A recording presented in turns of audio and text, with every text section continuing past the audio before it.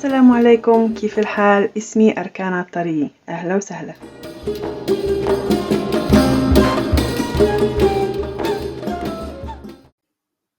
السلام عليكم، اسمي أركان الطري. Welcome or welcome back to Arabic Sahel Easy Arabic podcast. In today's lesson, we're going to learn about 10 important basic nouns to know in Arabic. Now, this is going to be part 1 of 2. In the next lesson, we're going to learn 10 more basic nouns to know in Arabic for beginners. Alright, in this lesson, I will include Fusha, because it's important when you're reading and writing to use Fusha. Alright, start with the first one. Number 1, house in Shami is dar. In Fusha is also dar. Home in Shami is bait. Bait. In Fusha is bait. Bait. It's written the same way but different pronunciation. Number 2, school. In Shami it's madrasi. Madrasi. In Fusha, madrasa. Madrasa. Again, it's written the same way. Number 3, university. جامعة. In Shami, جامعة. جامعة. In Fusha, جامعة. Number 4, how to say work or job. In Shami, it's شغل. شغل. In Fusha, it's عمل. Number 5, family. عائلي. عائلي. That's Shami. And in Fusha, عائلة. عائلة. Number 6, shop or supermarket. Supermarket in Shami is supermarket. For shop, non-specific shop, you can say محل or دكاني. دكاني. In Fusha, we say محل بقالة. محل بقالة. Number 7, restaurant is مطعم. مطعم. Same spelling, same pronunciation in both Shami and Fusha. مطعم. The following words, English and Shami, are similar. So, number 8 is taxi. In Shami is taxi. In Fusha, سيارة أجرة. سيارة أجرة. Number 9, bus is bus. In Shami, bus. In Fusha, it's حافلة. حافلة. Number 10, train. You can say train in Shami or قطار. In Fusha, it's قطار. قطار. So these 3 words, we sort of use like the English word, but with Arabic accent. But in Fusha, they're definitely different. So these are the first 10 nouns that you should know in Arabic for beginners. Stay tuned for next lesson with 10 more nouns. Today's cultural point.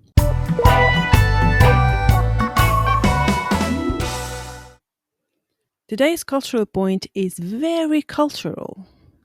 It's about olive harvest season. We are at this time of year, October to mid-November, sometimes to late November, is when we harvest our olives. In the Middle East, we are known for our olives. In the world, I think they know maybe Italy or Spain for their olives, but in the Middle East, we also have olives that are just a bit different olives.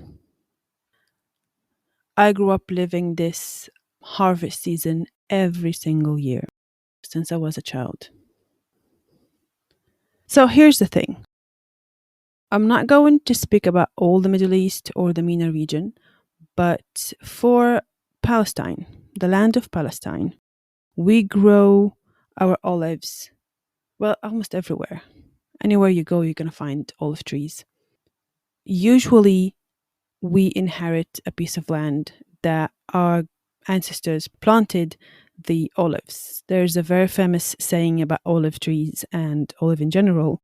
It was planted by our grandparents for us to eat, and we plant them for our grandchildren to enjoy. So you pack your stuff. Food is very important. You pack food and equipment, and you go to the grove, and there you have as many as you have planted or your ancestors have planted trees, olive trees all over. You spend the whole day, morning till sunset, picking olives, sorting them out.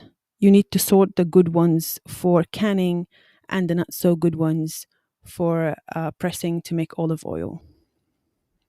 It could take days. Some families could take weeks.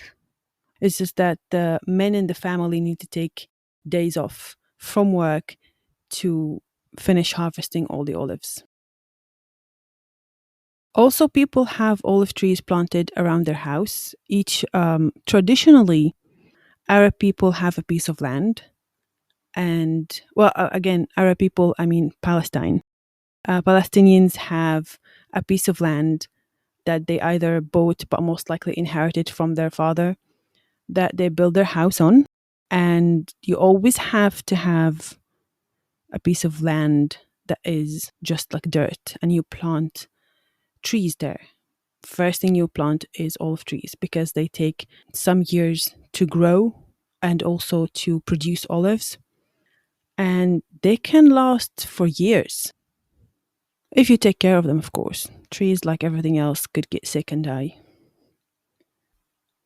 So it's a family bonding event. When I was a child, we used to spend the whole day with my extended family. So my uncles on my father's side will all gather on those days and spend the whole day picking olives. It was a big grove with a lot of trees, and we were like about 15 people, grown-ups. And kids, of course, have fun just, playing around with their cousins and playing in the dirt. It's something that mothers usually do not allow. But on that day or during that season, you feel free to swim in the dirt, if that's even a term. After picking the olives and sorting them out, we can the good ones, and we get to enjoy them after a few weeks. If you like the bitterness, I personally don't, or a few months or till next year. Usually, olives and olive oil should last you a whole year until the next season. And of course, we press the olives for olive oil. Olive oil tends to be bitter in the beginning, but then it tastes better, in my opinion, as it gets older. In my family and in many other Palestinian families, we celebrate the end of the season with special biscuits that we make with olive oil that you get to enjoy with your cup of tea or coffee in the morning or in the afternoon. And it's a snack that you share with your friends. I think that olive harvest season needs like a 10-minute lesson to just talk about the things. On this podcast, unfortunately, we don't have like the option of pictures or videos, at least not yet. I have a lot of pictures and videos to share and things to show you, but I would highly recommend Googling it and find videos on YouTube. It's really interesting and amazing. You feel really tired during and after, and you dread it before it comes because you know it's going to be tired and hot and dry. But in my opinion, it's a blessing. All right, that's it for today's lesson. I hope you enjoyed the lesson. يعطيكم العافية. See you in the next lesson. Assalamu alaikum.